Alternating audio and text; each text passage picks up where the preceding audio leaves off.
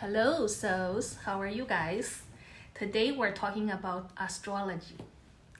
So the astrology has been used for centuries to guide relationships, helping people understand the compatibility based on zodiac signs.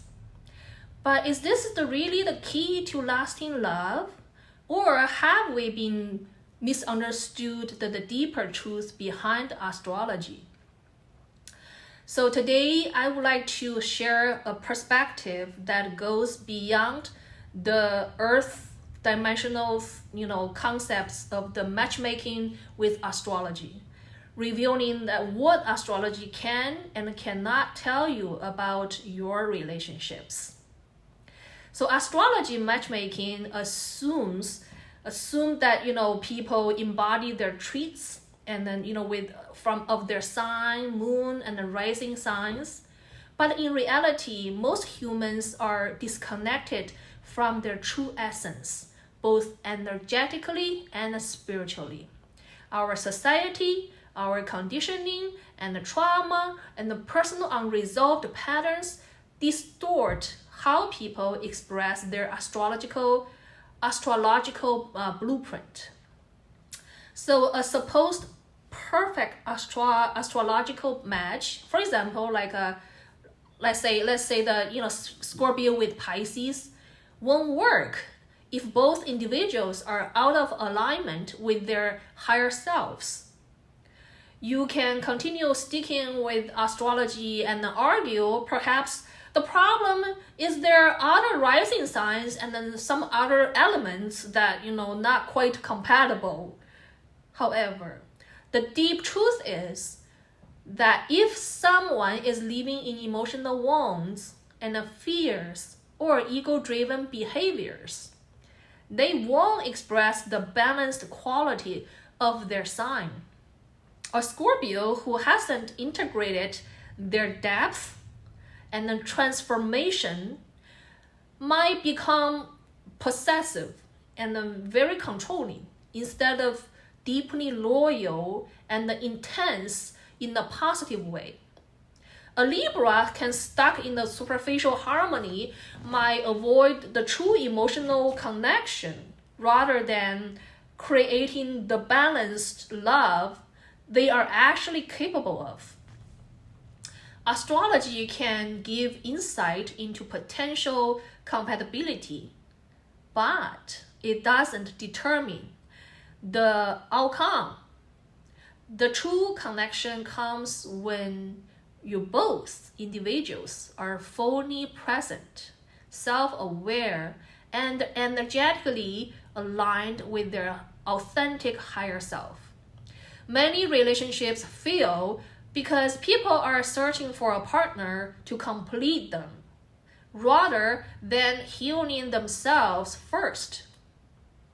So when two people are truly awakened to their soul essence, their connection will transcend astrological expectations, whether their signs are considered a perfect match or not at all. So perhaps astrology serves more as a tool for self-reflection rather than a strict guide for matchmaking. It highlights potential, but the real work happens in how people live in their truth. So if love and relationships were solely dictated by astrology, then every perfect match would last, right? Every bad match would fail, right? But we know that's not the case. The deeper truth is that when people are whole within themselves, they can form a deep, lasting connections regardless of their signs. Many astrologers get caught up into the technicality of elements and compatibilities without acknowledging that most people these days operating from their wounds rather than their true essence. When two people are still carrying unresolved trauma, their astrological traits can become distorted. A fire sign can become reactive instead of passionate. An earth sign can become rigid instead of grounded. Air sign can become detached instead of free-flowing. And the water sign can become extremely emotional instead of deeply intuitive. But when they heal, they transcend these limitations. Lots of astrology matchmaking teach people that air sign should best just stay with air sign group people, and the earth sign should be best just be with earth sign people. So this whole concept basically is creating the broken. It's actually created based on a broken consciousness of what we really are. Once a person truly awakened in their soul essence and healed in whole, only to stay with compatible signs will limit our soul growth. The universe always guiding us towards expansion. That often means learning through contrast and then challenges. If a soul only interacts with the similar type of the energy and it stays with it in its own, its comfort zone rather than evolving. The true love is about soul connection. It's not just the elemental harmony.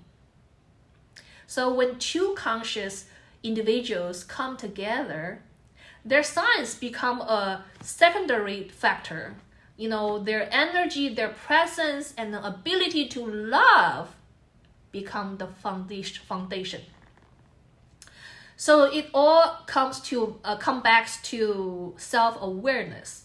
The more people understand and heal themselves, the less they need astrology as a rule book for relationships. Instead, they would use as a mirror for self-discovery and growth. So once both people have healed and are operating from their true essence, the astrology no longer determines the success of their relationships. At that level of the awareness, love is about soul resonance, not elemental compatibility. Astrology can still provide insights into personality tendencies, communication on styles, and the natural dynamics between two people, but it shouldn't be the rule book when two conscious individuals come together. So they intuitively know if they are meant to share a path regardless of their signs.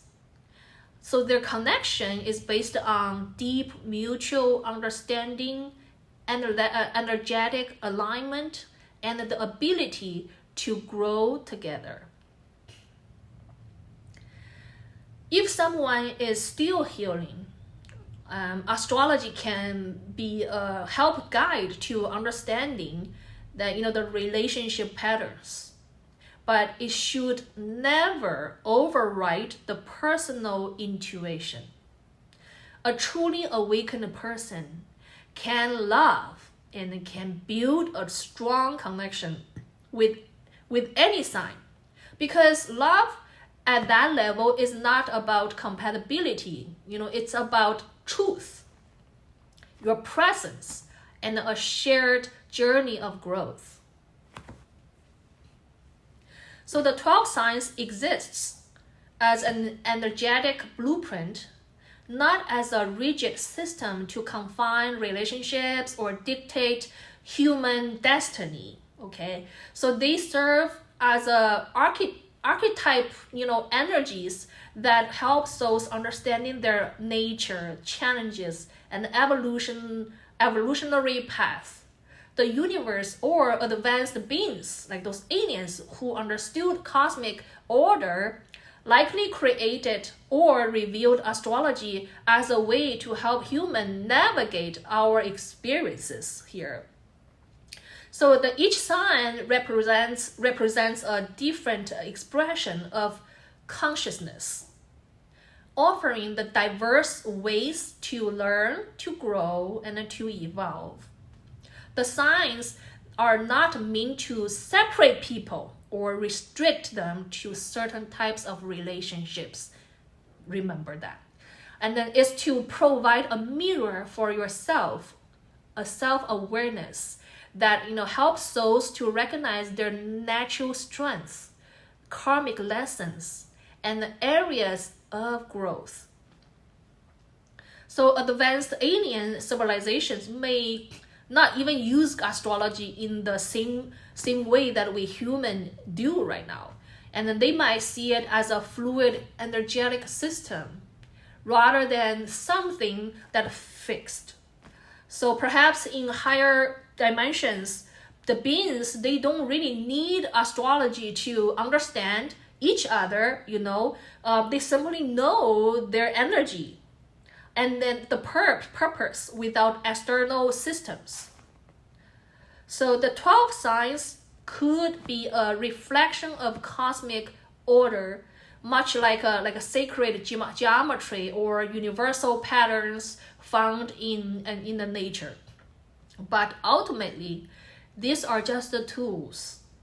The real journey is about awakening beyond the need for tools, learning to perceive truth directly beyond the symbols and the systems.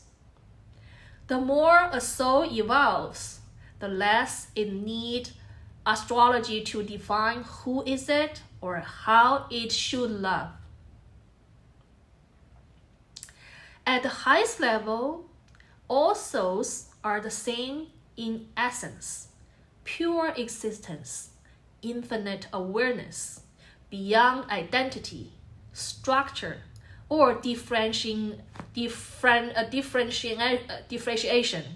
But within the experience of form, individuality exists through different soul energies, structures, and then patterns. So these variations shape, how a soul experiences itself while, being part of this whole. So the different soul energies can be seen as unique frequencies, like different tones in a symphony, right? Some souls resonate with fiery expansion energy, while other embody the deep introspective wisdom. So these patterns are not limitation, but expressions of the infinite playing out through different lifetimes and dimensions and experiences. Like those advanced alien beings, likely they no longer need external systems like astrology, personality structures, or even names to know who they are. They operate from a state of pure knowing, fully conscious of their essence, without needing a reference point. Their energy alone communicates everything about them. Some might still choose to, maintain distinct soul patterns for interaction, but not out of, necessity, like simply as a way to engage with different forms of existence. Ultimately, the more a soul evolves, the more it merges with its true nature, shedding the need for external identification. The highest form of existence is not about labels, structures, or signs. It is simply being. So in the highest truth, where all the souls are one, concepts like soulmates, like twin flames, do not ultimately exist. because there is no separation to begin with. But in the earthly realm here, where souls take, on deep individual experiences, attraction and a deep connection serves a purpose. When two souls feel an intense attraction, it often means, there is a strong energetic resonance or a lesson to be, experienced together. So this could be due to, for example, so while concepts like soulmates and then the twin flames, they serve a role in human understanding, right? So they are not ultimate truth, but at the highest level, at the highest level. So every connection is just part of the experience. No one soul is more meant for another than any other. The deepest truth is that no external person is needed for wholeness. Let me repeat again, please. No one soul is more meant for another than any other. The deepest truth is that no external person is needed for wholeness. When a soul reaches full awareness, it loves freely without attachment, because it knows love is not about finding another half. It is about embodying its own infinite nature. And thank you very much. Be yourself, be your soul, be the universe.